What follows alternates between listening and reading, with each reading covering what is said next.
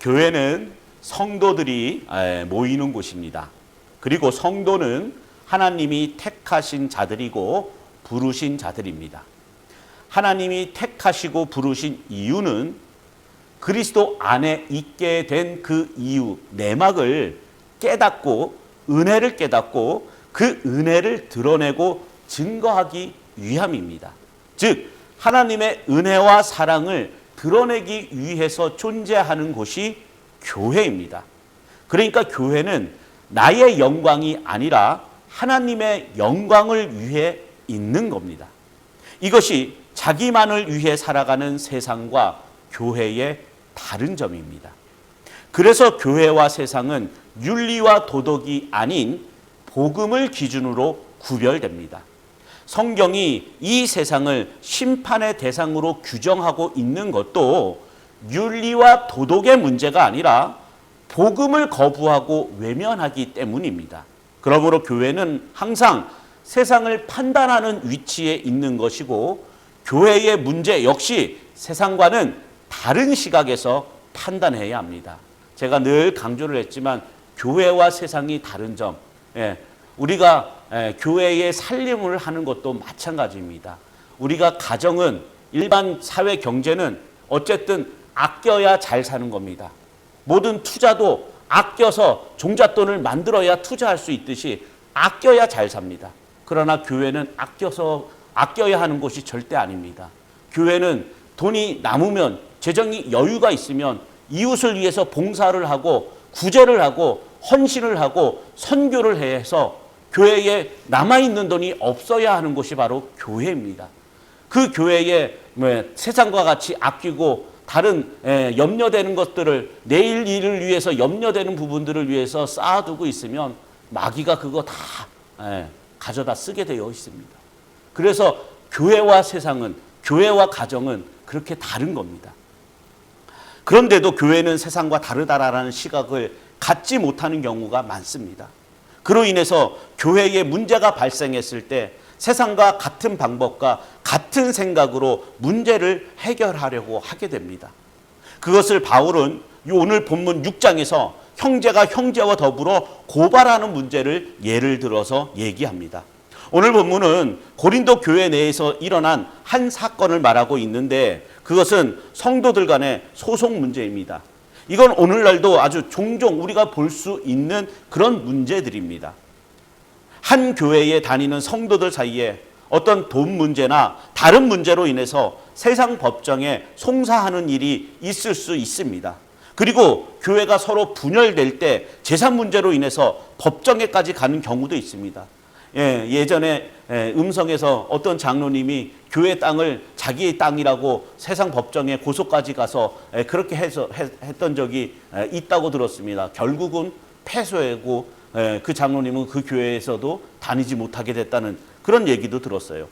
부끄러운 일입니다만 감리교도 이 감독회장의 문제로 벌써 몇 년째 세상 법정에 소송을 걸어오고 있습니다. 너무너무 부끄러운 일입니다. 고린도 교회도 무슨 이유인지는 모르지만 성도들 사이에서 문제가 발생했는데 그것을 교회 내에서 해결하지 못하고 세상 재판관 앞에서 시비를 가려달라고 하는 일이 발생한 겁니다. 사도 바울은 이걸 언급하면서 교회의 교회됨이 무엇인지를 다시 말하고자 합니다. 우리가 살펴본 5장에서는 고린도 교회의 음행의 문제를 바울이 언급을 했습니다. 그리고 음행은 더러운 죄이니까 음행을 멀리하고 음행한 사람이 있으면 교회에서 내쫓아라 이렇게 말하지 않았습니다. 오늘 본문의 소송 문제도 마찬가지입니다. 소송은 창피스러운 것이니까 앞으로는 세상 법정에 소송 걸지 말라 이렇게 말하고 있지 않다는 겁니다. 바울은 소송의 문제도 음행의 문제와 동일하게 교회가 이런 곳인데 너희는 진실로 교회가 무엇인지를 모르는구나 이런 식으로 말하고 있습니다. 교회가 무엇인가를 모르니까 소송까지 간다는 겁니다. 자, 그러면 사도 바울은 이 소송의 문제를 어떻게 말하고 있는지 살펴보도록 하겠습니다. 바울은 우선 교회 안에서 성도들끼리 일어난 문제를 가지고 세상의 재판관 앞에 서서 판단을 받는 것이 얼마나 어리석은 것인가를 말을 합니다. 2절에 보시면 성도가 세상을 판단할 것을 너희가 알지 못하느냐? 세상도 너희에게 판단을 받겠거든 지극히 작은 일 판단하기를 감당하지 못하겠느냐라고 말을 합니다. 바울은 이 세상이 성도에게 판단받아야 할 곳으로 말하고 있어요. 이 말은 성도는 이 세상을 판단할 지혜가 있는 사람이란 뜻입니다. 세상의 어떤 것도 죄인된 자신을 의롭게 할 수 없고, 따라서 이 세상에 존재하는 모든 것은 생명의 문제 앞에서는 아무런 쓸모가 없다는 생각으로 이 세상을 바라보는 것이 바로 성도입니다. 그런데 형제가 형제와 더불어 세상 법정에 고발하고 세상의 판단을 구하고자 한다면 그것은 곧 세상을 판단해야 하는 위치에 있는 교회로서, 성도로서 부끄러운 일이라는 겁니다. 세상의 판단을 의지해서 문제를 해결하고자 하는 것은 자신의 문제를 통해서 하나님을 바라보고자 하는 것이 아니라 오직 자신에게 유리한 방법으로 문제가 해결되기만을 기대하는 겁니다. 그러나 이것은 하나님이 우리를 성도로 부르셔서 이 세상에 있게 하신 이유를 무시하는 생각이에요. 또 우리를 거룩하게 하신 그리스도의 피의 은혜를 무시하는 생각입니다. 그저 세상과 똑같이 눈에 보이는 것에만 의미를 두고 살아가기 때문에 교회의 부끄러움이 되는 겁니다. 여러분, 예수님이 오실 때까지 교회가 붙들어야 하는 것은 십자가뿐입니다. 교회가 세상을 이기는 자리에 있고 세상을 판단할 수 있는 것도 십자가로 모든 것을 다 이루셨기 때문입니다. 그 길이 곧 영광이고 생명이기에 교회가 세상을 이기는 겁니다. 세상 법정에 고발하고 재판하고자 하는 건 손해보지 않겠다라는 것이 그 생각이 절실한 겁니다. 그리고 고발까지 한다면 그건 내가 정당하다라고 생각하기 때문일 겁니다. 내가 잘못한 것이 있고 내가 부당하다고 생각하면 고발하겠습니까? 잘못도 없고 나는 정당한데 내가 손해를 보는 것은 억울하다고 생각하는 거예요. 그래서 세상 법정에 옳고 그름을 가려달라고 고발하는 겁니다. 그러면 재판을 해서 세상 법정이 자신의 옳다는 걸 인정하고 판단했다면 그로 인해서 남는 것은 무엇일까요? 믿지 않는 사람들이야 자기 것 손해보지 않고 지켰다는 것으로 목적을 달성한 겁니다. 하지만 성도는 자기 것을 지키기 위해 사는 것이 아니라 십자가의 영광과 은혜를 지키는 자입니다. 성도가 자기 것으로 여기는 것이 있으면 됩니까? 안 됩니까? 그런 점에서 소송 자체가 십자가를 먼저 생각하는 것이 아니라 자기 기준과 자기 판단을 먼저 생각하는 것이기 때문에 잘못된 것일 수밖에 없습니다. 아마 이런 말이 편하게 들리지 않으실 겁니다. 그러면 교회 다닌다는 이유만으로, 예수님 믿는다는 이유만으로 억울한 일을 당해도 고발하지도 말고 가만히 있어야 합니까? 이런 반발도 있을 겁니다. 사실 우리가 믿음이 있는 것처럼 말을 하지만 사실 우리는 저주받아야 할 그런 죄인일 뿐입니다. 한순간도 예수님 앞에서 정당한 사람으로 존재한 적이 없었던 겁니다. 우리가 우리 자신에 대해서 실감할 것이 바로 이겁니다. 단 한순간도 천국에 들어가도 될 만한 사람으로 존재한 적이 없었다는 겁니다. 이 말은 우리가 누군가를 고발할 수 있는 정당한 인간이 아니라는 뜻이 되기도 합니다. 바울은 지금까지 고린도 교회의 파벌의 문제나 음행의 문제를 말하면서 무엇이 옳고 무엇이 그른가에 대한 판단을 하지 않았습니다. 또한 성도답게 정당하게 살라고 권면하지도 않았습니다. 누구도 복음의 시각에서 정당해질 수 있는 사람은 없다는 걸 알았기 때문입니다. 이것이 율법을 실천해서 의롭다 칭함받을 수 없는 인간의 한계입니다. 하지만 세상의 법은 무엇이 옳고 무엇이 그른가 이걸 판단하며 정당하게 살 것을 요구합니다. 세상이 생각하는 정당함은 세상 법을 기준으로 판단됩니다. 세상이 만든 법의 테두리 안에서 벗어나지 않으면 정당한 거예요. 세상의 법정도 법을 잣대로 해서 옳고 그름을 가리는 데 목적을 두고 있고 그것을 위해서 재판을 하는 겁니다. 지금도 5인 이상 집합 및 모임이 전국적으로 수도권만 돼 있다가 이제 전국적으로 확산이 돼서 5인 이상 못 모입니다. 가족들도 거주지가 같은 가족들만 5인 이상 모이지 제가 제 아이들 데리고 저희 새해 됐다고 저희 어머님 댁이나 장인어른 댁에 인사하러 못 갑니다. 거주지가 틀리기 때문에 우리 아이들이 4명이고 집사람 저랑 하면 6명이 다른 집에 가면 5인 이상이 되기 때문에 못 가는 거예요.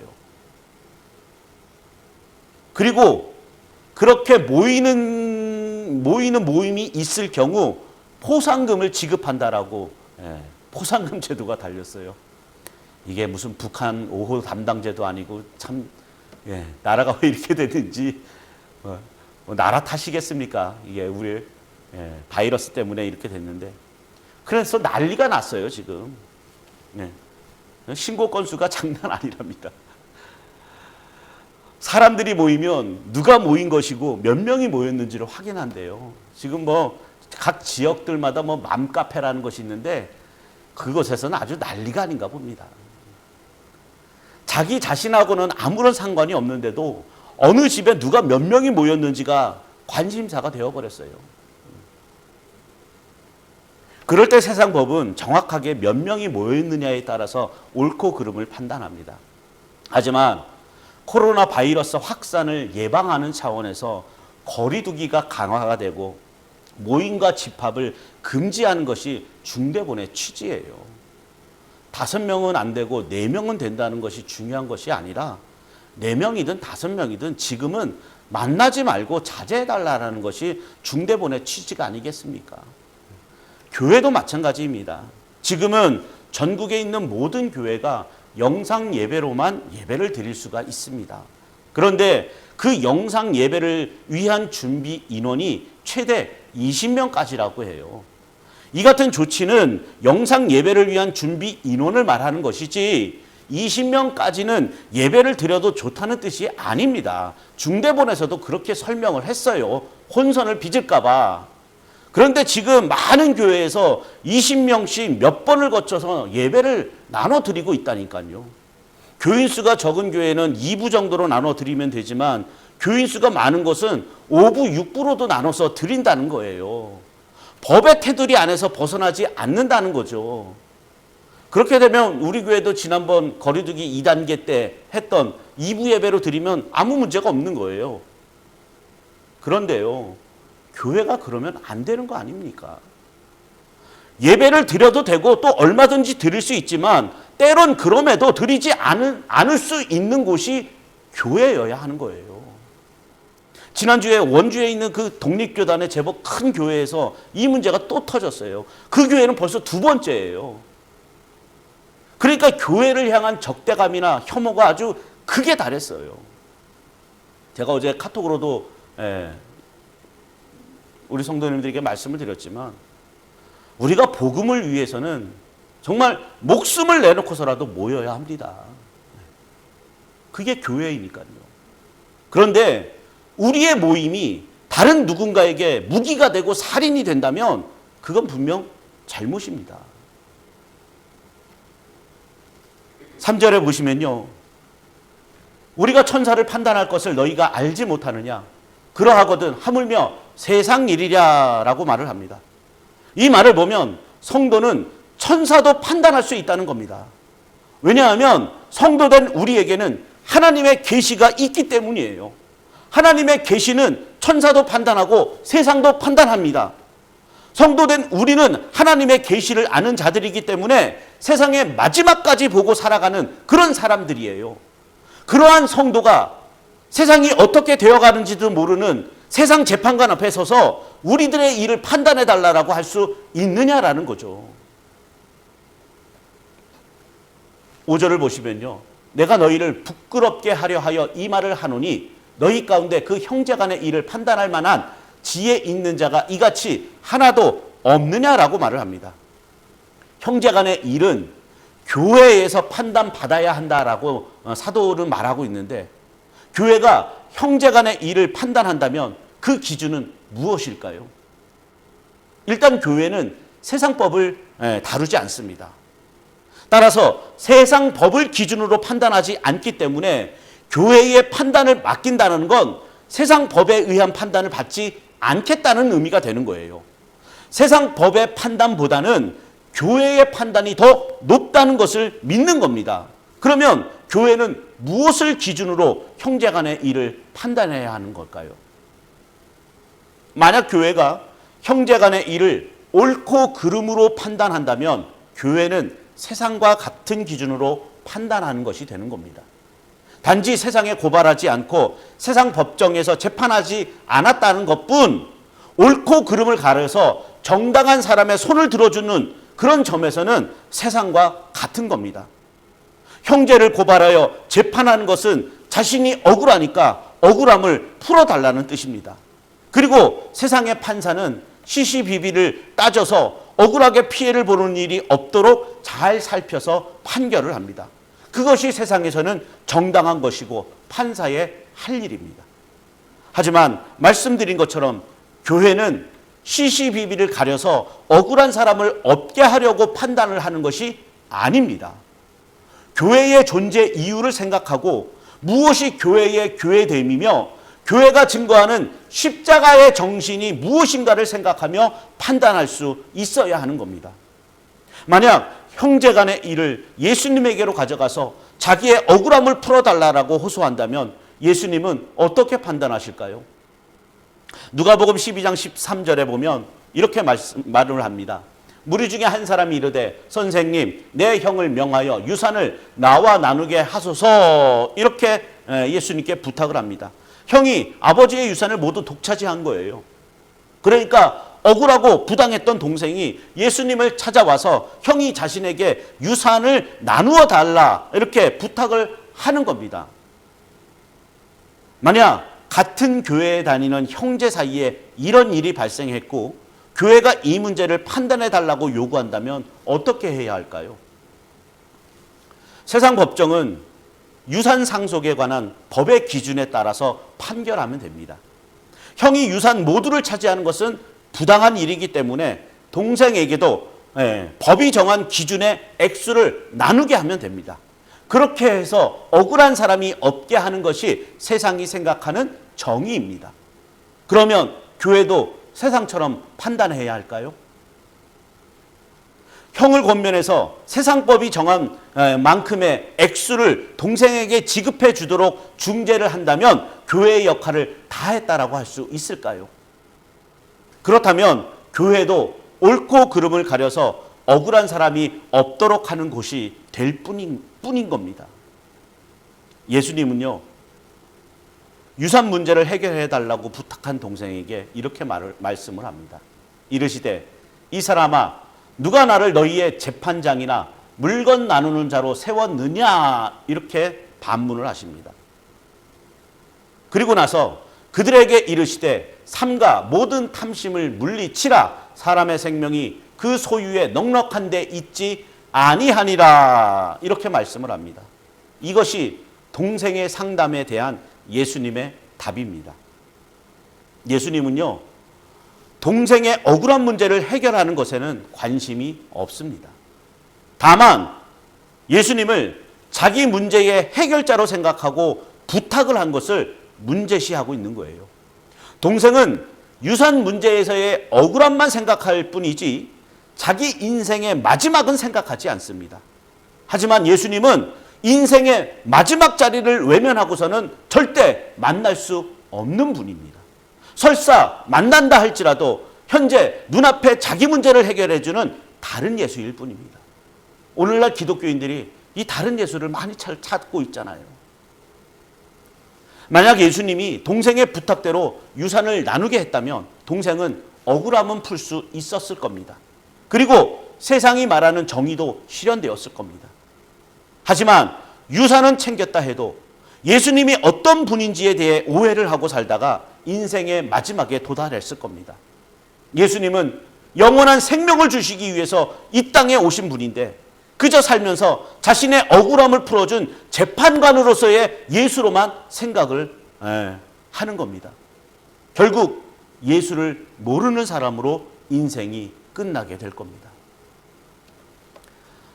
7절에 보시면 너희가 피차 고발함으로 너희 가운데 이미 뚜렷한 허물이 있나니 차라리 불의를 당하는 것이 낫지 아니하며 차라리 속는 것이 낫지 아니하냐라고 말을 합니다.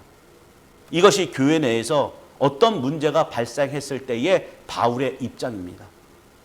차라리 손해를 당하고 속아주라는 겁니다. 너무나 어려운 말이에요. 우리로서는 받아들이기 힘든 그런 말씀입니다.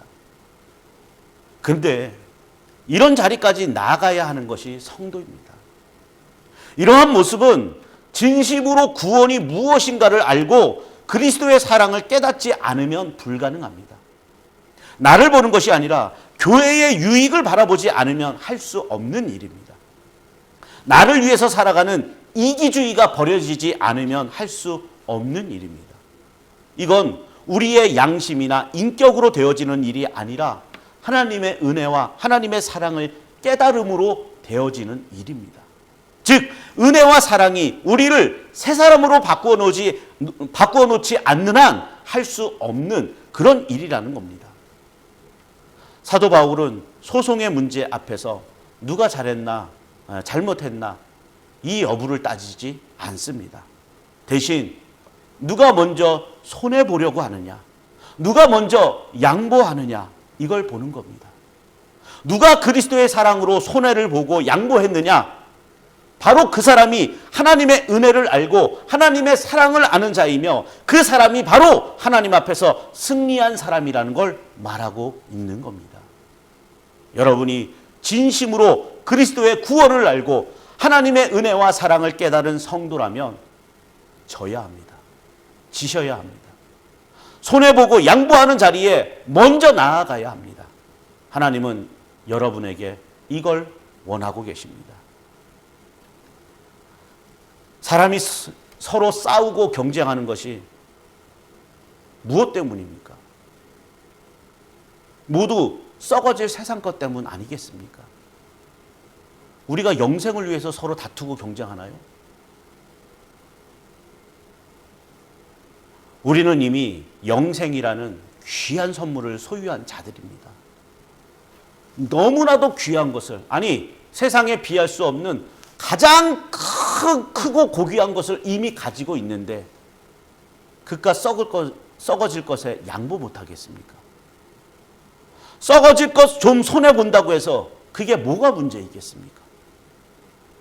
세상적인 상식으로 보면 아무리 내가 옳다고 할지라도 그것은 결국 세상 편에서 옳다는 것이지 하나님이 옳다고 하시는 것은 아니지 않습니까? 하나님은 세상 방식으로 보시지 않습니다. 하나님은 너희가 과연 하늘의 사고방식을 드러내고 있느냐 이걸 보시는 겁니다. 교회는 손해보고 양보하는 사람이 많아져야 합니다. 여러분이 기도하고 성경 보는 것도 이런 성도가 되기 위해서 하는 것이어야 합니다. 그런데 오늘날 교회는 이 부분이 참으로 약합니다. 모두가 지기 싫어하고 이기려는 사람밖에 없습니다. 어렵다고 느껴지십니까? 이기려고 하고 손해보지 않으려고 했던 지난날의 나 자신의 모습들이 보이십니까? 그렇다면 하나님 앞에 무릎을 꿇으시기 바랍니다.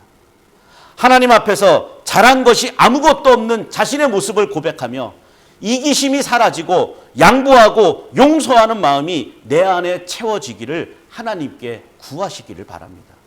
우리에게 지금 필요한 것이 바로 이겁니다.